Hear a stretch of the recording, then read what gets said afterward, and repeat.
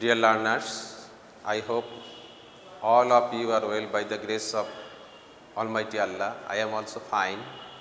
In my last class, we talked about Unit 7, Lesson 1, and today we will talk about Unit 7, Lesson 2. First of all, I want to go through the text. It will help you to understand the pronunciations and the meanings and the themes of the passage. The passage is long, but we should read it out first. So listen to me very carefully. Before the beginning of human language, communication took place between humans through signs and gestures. When people did not know about how to communicate with each other through vocal cords, then their communication was confined to signs and gestures. As humans began to use their vocal cords, these silent gestures were no longer used as primary means of communication. But these did not completely disappear. They evolved as a form of art which came to be known as mime. But when people began to use vocal cords to communicate their feelings, thoughts, emotions with others, but the signs and gestures still remain in the world, and its name is mime. In a Bangladeshi village, a little boy came to know about mime as he watched a performance in his village. He was so fascinated by the show that he was determined to master this art. The name of that little boy was Partho Pratim Mozumdar. A boy was very fascinated at seeing the performance of mime in his village, and he was so fascinated that he determined to master this art. Mozumdar is undoubtedly a forerunner in the field of mime in Bangladesh. He started as a musician, and his keen sense of rhythm helped him to let his limbs move and express his thoughts through gestures. That means he began to exercise it. He began to express his feelings, thoughts, ideas, emotions through different types of signs and gestures, which is called mime. Partho Pratim Mozumdar is the first Bangladeshi to take up mime as a profession. He performed in a number of television shows in Bangladesh and gained popularity. In his mimes, Mozumdar depicted the day-to-day life of the people, their sadness, tears, as well as their happiness and laughter. These were the themes of his mime. Through mimes, Partho Pratim Mozumdar depicted people's sadness, happiness, thoughts, ideas, feelings, etc., etc. Mozumdar's turning point came in 1979 when he was asked to give a solo performance at Bangladesh Shilpokala Academy. The French ambassador to Bangladesh at that time, Mr. Louis Morio, happened to be among the audience.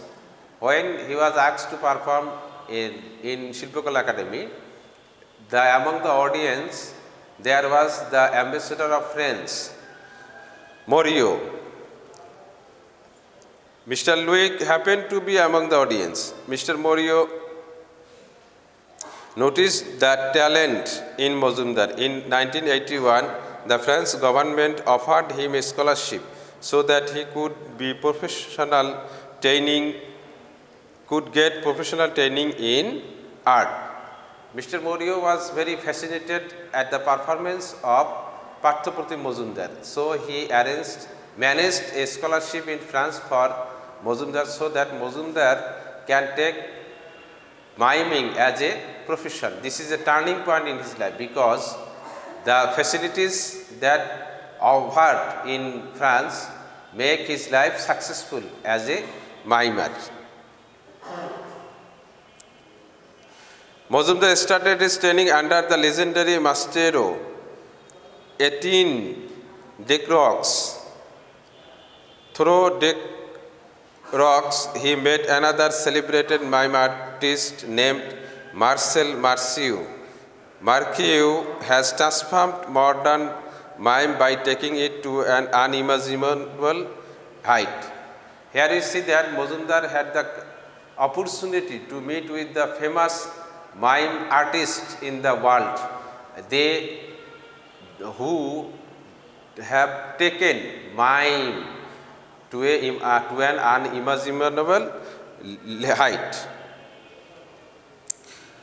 Marceau was very impressed by the young Bangladeshi talent and offered him a place in his school for mime named École Internationale de Mimandrem de Paris Marcel Marceau. This mime school is the biggest and the best in the world. During his 3-year training period, Mozumdar practiced 16 to 18 hours daily till his and every bone in his body would feel like breaking. Here we see that if you want to do mastery on anything, you will have to work hard.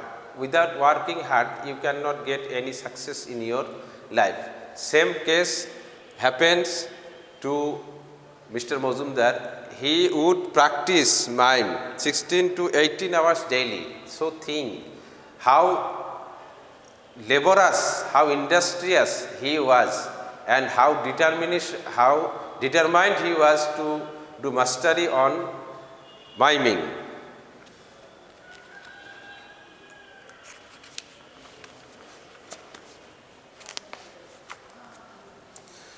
After his time with Marceau, there was no looking back for Mozumdar.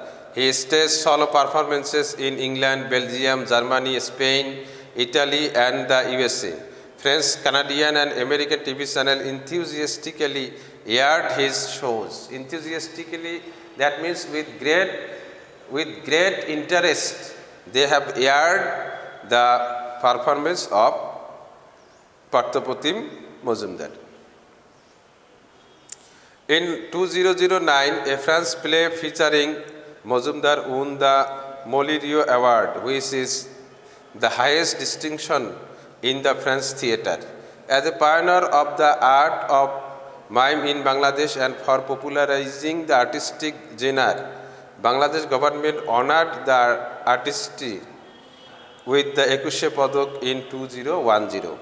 For his great performance in the art of mime, Bangladesh government awarded him Ekushe Padak in 2010. The government of France has honored him for his contribution to the art of mime throughout the world with one of the highest cultural awards of France titled Knight in the Order of Arts and Letters in the year 2011. So here we see that Parthapratim Mozumdar is a pioneer of Bangladeshi art. He became a famous artist, an artist with international recognition through his hard labor and through determination. His turning point was to meet with the French ambassador, and in this way he got different types of awards from Bangladesh and other countries of the world, especially by the French government. So the passage is not tough and hard for you, and the vocabularies are easy, but you can practice at home some questions, and now I am writing those questions in the blackboard. What is mime? First question is, what is mime? Second, what do you know about the origin of miming art? What do you know about the origin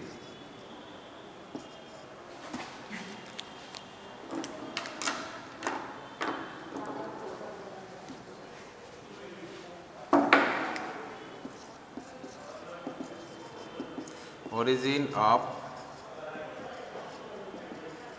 miming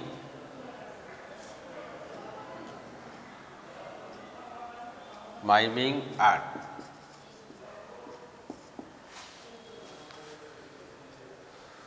What did Partho do?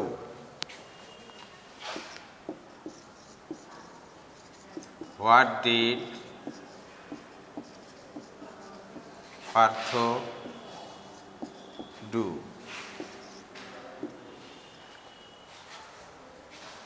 Why would people use science in ancient time? Why would people use science in ancient time?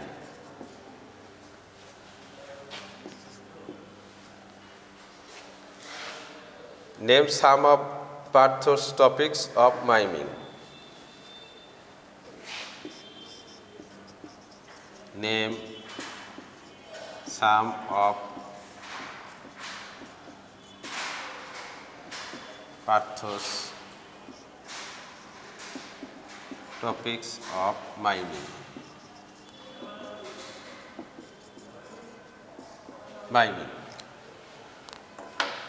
First question, what is mime?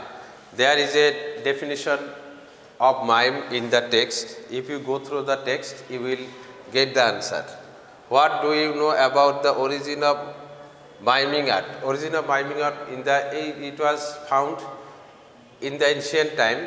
The origin of miming art is to communicate with one another using different types of signs and gesture. What do Partho do? What did Partho do and how he became famous? We have already talked. Why would people use science in ancient time? People would use science in ancient time to communicate with each other because they did not know any language. In the ancient time, people had no language. At present, we have different languages. We can express our feelings, thoughts using those languages. But at that time, those languages are not available among the people.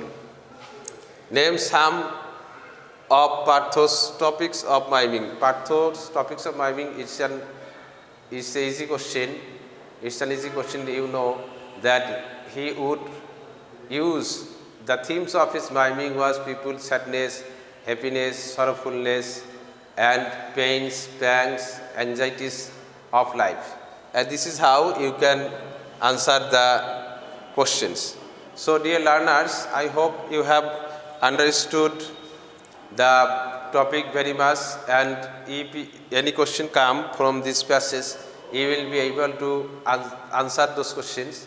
And I hope I will take your next class in due time, and we will discuss another topic in that very class. Until then, be happy and stay safe, as COVID-19 is increasing day by day.